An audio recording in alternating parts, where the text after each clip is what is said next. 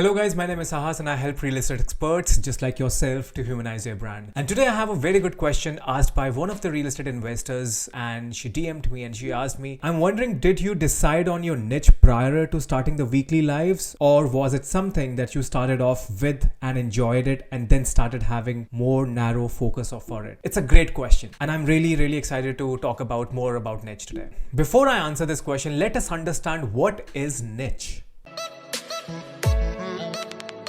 You must have heard this terminology being floated all the way around, and a lot of people would be talking that, are you talking about one particular niche? Which niche are you in? What niche is your business in? So let's say, for an example, when you talk about real estate is a very wide category. It is an industry. So are you a real estate investor or you're a real estate agent? So that is a part of which that your business belongs to. So when we define as a niche, what it really means is that, are you being really specific about the products and the services that you deal with, or are you being just journalist about it? Not journalist, but generalist. So being a real estate investor is a very general term. So if you be a little more specific about it, and you would say that you are a real estate investor who only deals with multifamily apartments or condominiums or any single family or duplexes. So you are being very specific about certain things or certain criteria that you have really mastered, and you are bringing that out as your niche, that you specialize in this field. Like if you think about how I talk about my niche specific to what I do, I help real estate experts to humanize their brand. So I'm not talking to any coaches, I'm not talking to any consultants, I'm specifically talking to real estate experts, and the experts could be any level, but I can help them to humanize their brand, and then I can go on and talk about through social media and get them high paying clients and whatnot. But my point of telling you all this is that when you start getting granular, when you start getting specific about something that you do which can serve the people and give them solutions to their problems, that means you are talking about a niche. We can go a little more deep into it, in fact. Now the next question is, how do you identify your niche? Let's take this graphic for an example. Taking an example of real estate industry itself, let's say you are a real estate investor who is dealing in multifamily apartments, for example. Okay. Now if you identify your niche, you can see that you belong to a general industry, which is your real estate. And once you go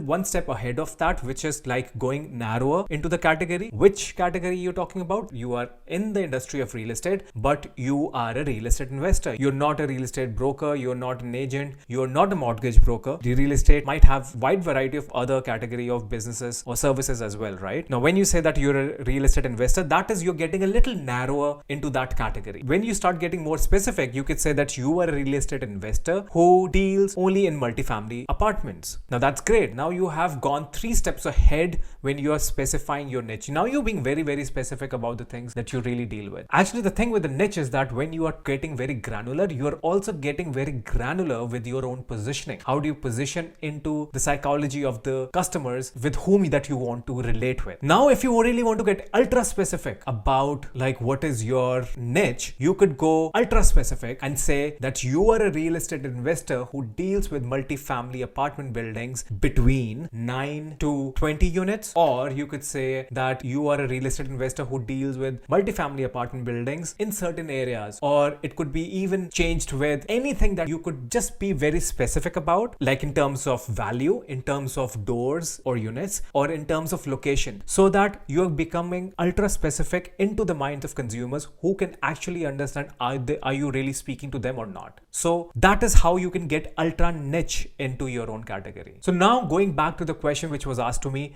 Sahas, do you decide on your niche prior to starting on your weekly live? The question means is that basically I have an IG live which goes around every week on Wednesday at 7 p.m. and I call upon different guests and we talk about their mindset, we talk about their branding, marketing mindset, what is it for them, who are they trying to solve the problems for. So we talk about all these things, and so this question is related to that. When I started doing these lives, was I really particular what niche that I have to talk about? Yes, absolutely, because I have wanted to be very specific about what kind of things that I could be talking about in that live, so that it could provide a value to my already existing audience, And ones who are listening to it for the first time, they understand my positioning as well, that I'm talking to different experts into different areas, but I'm specifically talking about branding. I'm specifically talking about their psychology of what branding is and how did they inculcate that psychology into their business, and now they're helping their own customers or their audience with that psychology. So now when I bring on different people onto my lives, it is not just related to real estate, because I want to give a different variety of experience to my audiences so that they can understand that whatever they can learn from different sectors of different industries, they can also use the same kind of concepts for their own business as well. So for example, recently I had Zoe. She is a financial advisor,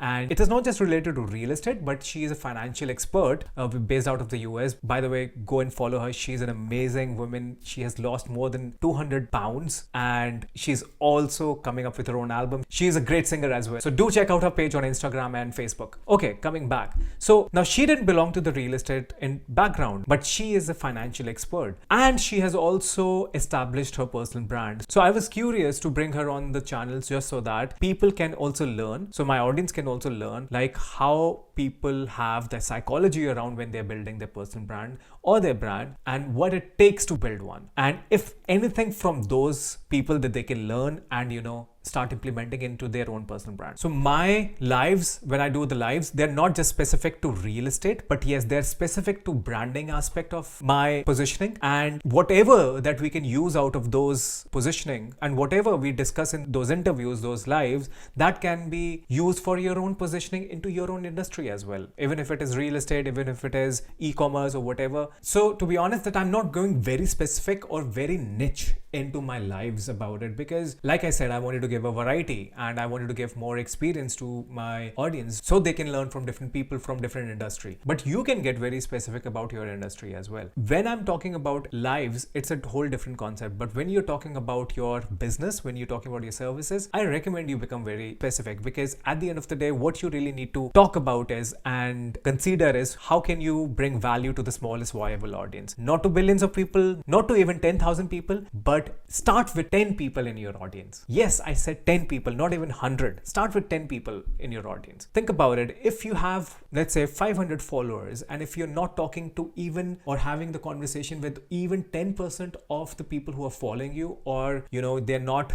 engaging with you and you're not giving them value, what is the point? How do you think that you can multiply when you increase the number of followers and it's going to go a little higher? It doesn't work that way. So if you have 500 followers, you can still benefit out of that. You can still make high paying clients out of that. I've done it. A lot of other people do it, and you could do it too. It's just that you have to be really value driven. And to be honest, be very generous with that. There is no secrets. Whatever you're listening from me, I'm sure hundreds of other people would have also talked about this on the YouTube. So if I would have had a scarcity mindset, I would have said that, I don't want to reveal my secrets. I don't want any people to know about what I know. But that will not take me anywhere. I'm not doing even good to the people that I want to serve. I want to help them. And in order to help them or serve them, I want to educate them and make that better decision in their life. How do they want to consider marketing? What do they expect out of branding? And what it takes to build somebody's personal brand. So giving that strategies out, you're doing not just good for yourself, but you're also doing good by the generosity of things that you're sharing with the audience. So give value. Now the other part of this question is that did you decide in the process when you were already into this and started having more narrower focus on it? The thing is, like when I started doing this stuff, like by the way, I've been doing marketing or branding.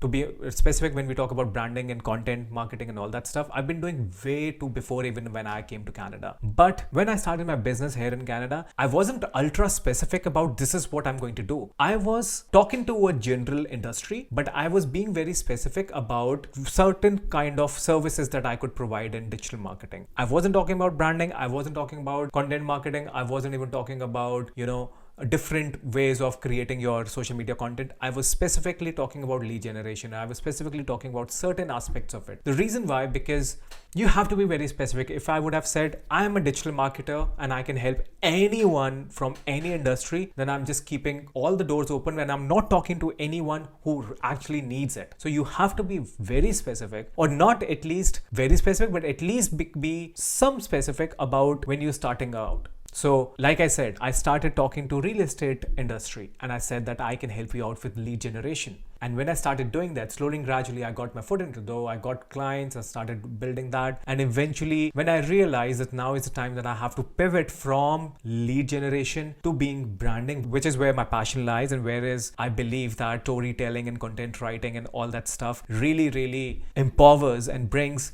the human element out of the work that you're doing, and I wanted to give value in those levels. So I changed my positioning from a lead generation company or a digital marketing company to a creative agency or a personal brand company which helps real estate experts. Again, think about it. I'm being very specific. I'm talking about real estate experts, and I help them humanize their brand and get them high paying clients through their social media content. So I changed it. Not everybody has to do that way, because when you're changing your position, you lose one set of clientele, you lose one set of audience. So if you really want to change it because this is something that you love and you want to, you're passionate about, if you're thinking of switching, then yeah, just go for it. Then there is no thinking about it. But it is not recommended if just for the fun or just for the sake of, this industry has better value and this is why you want to change it. Even if you want to do, even then, it is not a short-term win. Understand that. In any which way, you will have to start building from scratch. So when I changed my positioning, I started from scratch again. I didn't have the same number of people who were my clients now, and in fact, I had to say no to a lot of people just because my positioning had changed and I didn't want to take the same kind of clientele anymore. So you have to be prepared when you are being very specific, when you are being very positioning specific about the work that you do. You might have to say no to a lot of people and guide them to another place or another player, may that be your competition, and guide them to that direction. And that's the right thing to do. So that's how I decided that when I wanted to position myself as into real estate branding, storytelling, content, all of that stuff, then I changed my position. And slowly and gradually, I narrowed on my focus, my target audience, who do I really want to work with? Because it is a journey, right? You will not know from the day one who do you really want to speak to. You will not know who are you really talking to. It evolves, your messaging evolves. So even if when you make your website, I also consult with the copywriting for the websites as well. When I do that, I always tell my clients that the messaging or whatever that we're drawing on your website, it will evolve over the period of time. It may not be the same after 6 months. We'll start getting granular slowly and gradually. But we have to start with certain kind of positioning in our mind, certain kind of specific goals and targets, and who do we really are talking to, and then go from there. And slowly and gradually, once we start getting feedback, once we start getting data, and according to that, we can start getting more narrower and niche to the people that who we really want to serve. And in between, if you guys are getting any value, please do subscribe to my channel and press the bell icon for the latest updates. Okay, getting back. My overall viewpoint about niching down is something like this. I think when you're building up your brand, or a personal brand also for that matter, if you talk to a specific audience, it makes more sense. So which is why I always push on to the people. If you are talking to certain group, even if somebody is larger group, you still have to talk to very niche audience so that you establish that kind of a credibility about you, around you, onto the things that you want to help with other people in their lives. And then you can also show the wider variety of things that you have in your, maybe you are one of those real estate experts or a real estate agent who are not just dealing in condominiums, but also dealing with multifamily, duplexes, single family apartment and whatnot.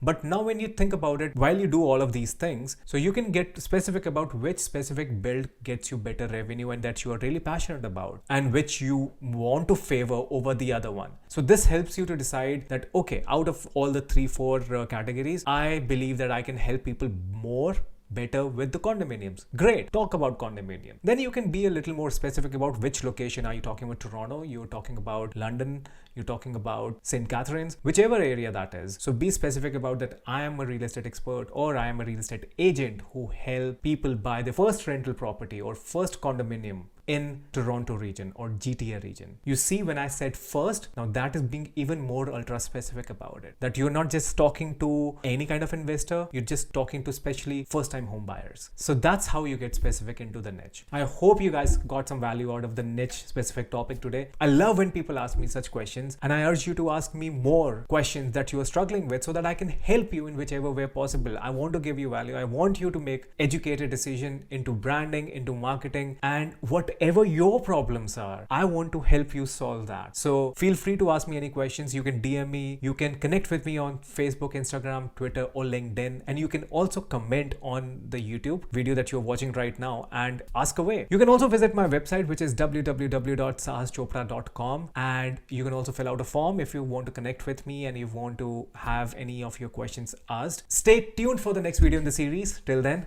take care.